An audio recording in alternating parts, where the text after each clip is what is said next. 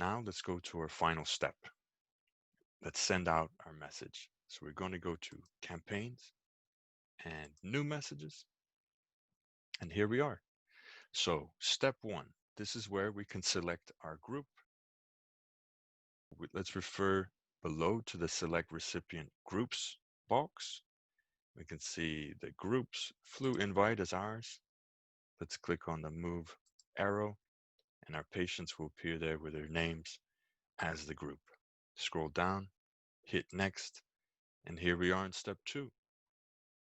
So step two, we have the template section and we can find our flu invitation template here at the top. Now you want to select the actual text itself. Click the move arrow button and there we have our text as adjusted appears here. Now you can also continue to adjust if you needed to just by clicking on that. You can add, subtract. You have your character count there as well as a reference. I'm happy with this. I'm going to keep it as is. I'm going to hit next. So here we are on step three, the final step. Let's go over the information on this page just to make sure you have everything assigned in the manner that you need it. Scheduled send time. Send now, quite straightforward. Once we send this message off, it will be sent immediately. However, if it's more convenient for you for it to be sent out at a later point, all you need to do is select send later. You can choose a more appropriate date and also a more appropriate time from the hour to the minute. Then below that, we can see we have our read code option. So this is for clinical codes in general, actually. So SNOMED codes are also viable here. So you can add a clinical code to the message itself. So when that message is sent, that clinical code is then passed over to your clinical system and it'll show up on that patient's records. If you want to assign this message with a clinical code, I'll show you how to do it. We want to click add. And then we have the options of read code. So we would input the read code right there.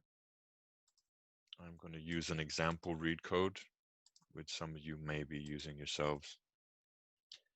You can see the drop down comes up for us to select it.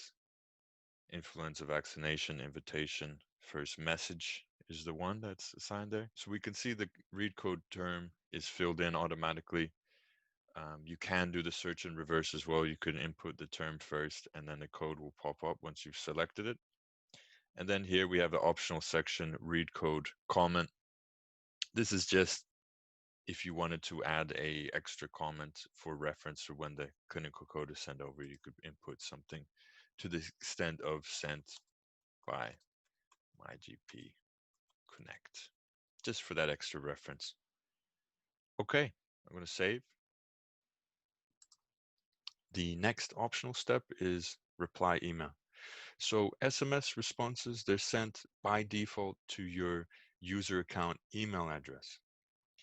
If you preferred for these responses to be sent to a different email address, say your generic practice email, you can assign that here by clicking on the change button.